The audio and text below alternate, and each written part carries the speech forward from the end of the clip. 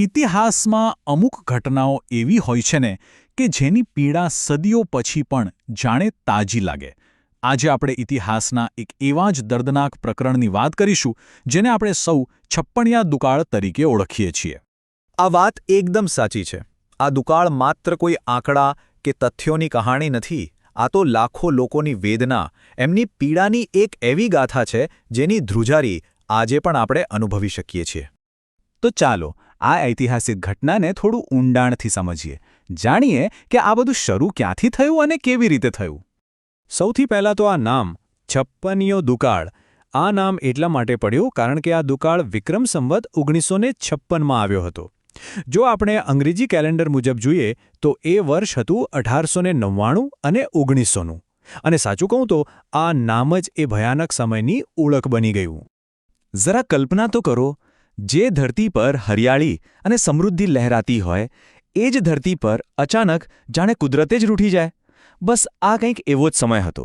એવું લાગતું હતું કે જાણે કુદરતે માણસ જાતથી પોતાનું મોજ ફેરવી લીધું છે. તો આ ભયંકર દુકાળનું મુખ્ય કારણ શું હતું? કારણ એક જ: વરસાદે દગો દીધો. એક ચોમાસું નિષ્ફળ ગયું અને એણે જે તબાહી મચાવી એની તો કલ્પના કરવી પણ મુશ્કેલ છે. પરિસ્થિતિ કેટલી ગંભીર હતી એ આ આંકડાઓ પરથી સમજાશે. જુઓ, ગુજરાત અને સૌરાષ્ટ્રમાં સામાન્ય રીતે સરેરાશ 940 મિલીમીટર જેટલો વરસાદ પડે છે. પણ એ વર્ષે એટલે કે 1899માં વરસાદ કેટલો પડ્યો ખબર છે? ફક્ત 178 મિલીમીટર. આને ઓછો વરસાદ ન કહેવાય. આ તો જાણે વરસાદ પડ્યો જ નહીં એમ કહી શકાય. ચોમાસું સાવ નિષ્ફળ ગયું હતું. અને એની અસર એ તો તરત જ દેખાવા લાગી. લીલાછમ ખેતરો ધૂળના ઢગલા બની ગયા. પાણીથી છલોછલ રહેતા કૂવા, તળાવ, તળિયા જાટક સુકાઈ ગયા. ઘરોમાં ભરેલા અનાજના કોઠાર ખાલી થવા લાગ્યા. અને પશુઓ માટે તો ઘાસનું એક ટણખલું એ બચ્યું નહોતું. ચારે બાજુ બસ ઉજ્જડતા અને નિરાશા જ હતી. કુદરતની આ થપાટની સૌથી મોટી અને સૌથી દર્દનાક કિંમત કોણે ચૂકવી? માણસોએ અને પશુઓએ. આ દુર્ઘટનાનો સૌથી કરુણ ભાગ તો હવે શરૂ થાય છે. કોઈ પણ આફત આવે ને ત્યારે સૌથી પહેલો અને સૌથી વધારે ભોગ કોણ બને? એ જ જે રોજનું કમાઈને રોજ ખાય છે. નાના ખેડૂતો, કારીગરો, મજૂરો, એમના માટે તો આ જીવવા મરવાનો સવાલ બની ગયો હતો. એક એક દિવસ કાઢવો મુશ્કેલ હતો. પેટની આગ બુઝાવવા માટે માણસ શું ન કરી શકે? લોકો ઝાડના પાંદડા ખાવા મજબૂર બન્યા હતા. વેલાની છાલ, અને એ પણ ન મળે તો જે થોર ક્યારેય ખાઈ ન શકાય એનો ગર ખાઈને જીવ ટકાવી રહ્યા હતા. બસ કોઈ પણ રીતે બીજો દિવસ જોવો હતો. માણસોની તો ઠીક, પણ પશુઓની હાલત તો એનાથી પણ બદતર હતી. એક અંદાજ મુજબ લગભગ 20 લાખ પશુઓ ભૂખ અને તરસથી તડફડીને મરી ગયા. અને વિચારો, એક ખેડૂત માટે એનું પશુ શું કહેવાય? એ માત્ર જાનવર નથી, એ એની આજીવિકા છે, એના પરિવારનો સભ્ય છે. બધું જ એક ઝાટકે છીનવાઈ ગયું.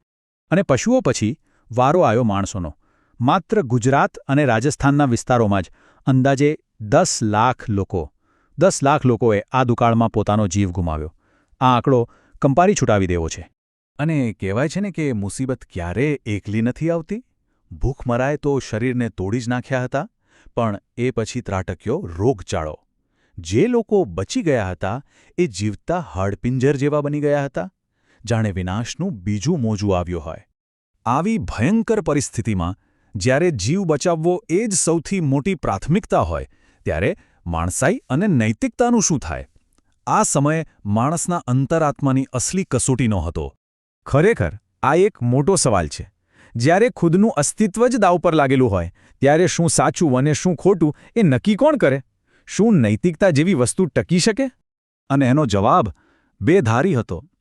એક તરફ ઘણા લોકો માટે ભૂખ એમના ધર્મ અને નીતિમત્તા કરતાં પણ મોટી થઈ ગઈ હતી.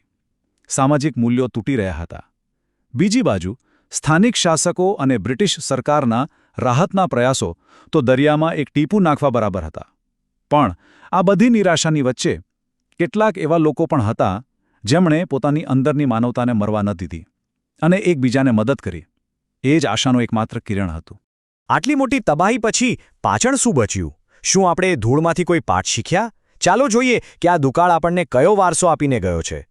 આ દુકાળની કહાણી માત્ર ઇતિહાસના પાનાઓમાં જ નથી રહી, એ આજે પણ જીવે છે.